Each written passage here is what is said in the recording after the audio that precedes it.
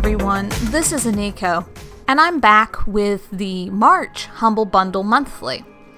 Let's start off with a breakdown of the relative savings that Humble Monthly subscribers received this month.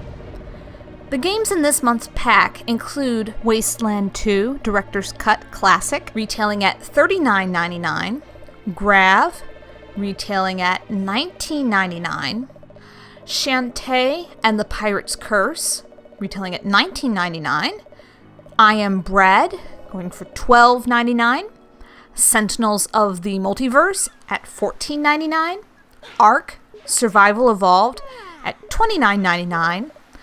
Also included this month is a bonus game that's part of a new pack feature called Humble Monthly Debut, and that title is Switch Cars, which retails at $8.99. for an actual value of $146.93, and a total savings of $134.93. Assuming you managed to buy all these games at the lowest prices ever on Steam, the total cost would be $72.20, which means this bundle saved purchasers about $60. Again, this month, Humble Monthly subscribers also received another Humble Monthly original called Battle Sloths. The picture on the package reveal was enough to make me stop and stare while slowly sipping coffee, because I had never in my life imagined a pizza-eating sloth in front of a mushroom cloud, and I just had to let that image sink in for a few minutes before moving on. If you don't know already, Humble Monthly Originals are exclusive games developed specifically for Humble Monthly subscribers, born from ideas that were a bit too experimental or wacky to make the cut for a full release. So, for those of you who now have this, well, it should at least be amusing. Finally, the charity benefiting from this month's bundle is Special Effect. So, is this month's pack a good deal? Punching the numbers, this is actually the best deal for the money that Humble has released in all of the monthly packs thus far. To give you a little perspective, the best savings of any of these monthly packs to date was the December monthly pack, which racked in savings around $48. The second best was February, with a savings of about $31. November and January were around $20 some odd each. I had pondered in a previous video that Humble seemed to be settling into a pattern of offering around $20 to $40 worth of value per pack. Well, this month they blew that right out of the water with a savings of around $60. So, this month on the money side of things was really, really worth it. It will be interesting to see if this increase continues moving forward.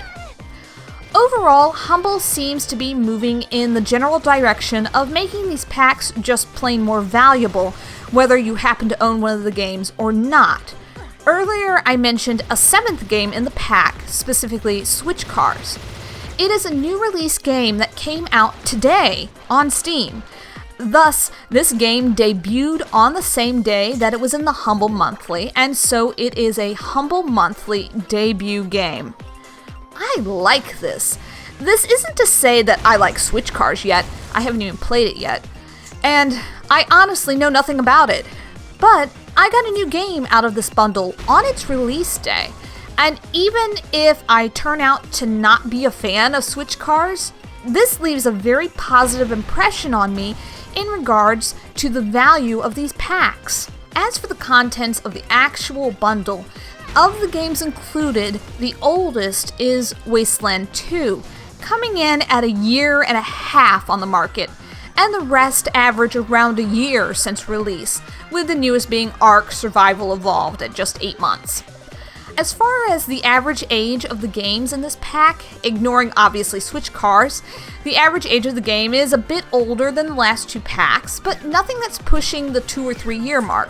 As for my personal opinion about this pack and the games in it, I like this particular month. It's a nice mix of titles spanning different gaming styles and genres, including a few early access games, which I almost never buy because, well, reasons, and several that have seen critical acclaim.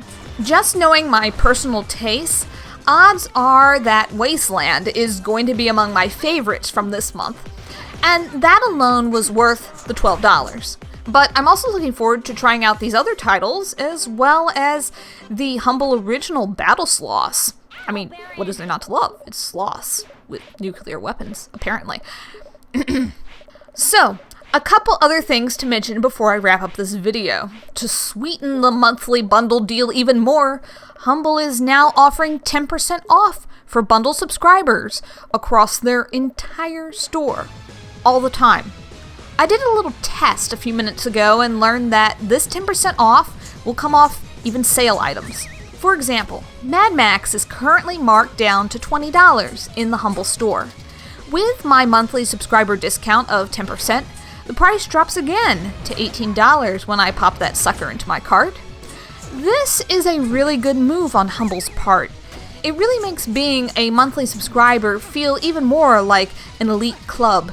And the fact that this discount works on sale items makes it that much more valuable to me. From a purely business perspective, this was also a smart move by Humble to create customer loyalty. Why? Let me break it down for you. If, for instance, Steam and Humble both have a game on sale for the same price, but I can get an additional 10% off by buying through Humble, well, I don't need to tell you which outfit is going to be getting my money, now do I? Finally, next month's early reveals have been increased to 2 games.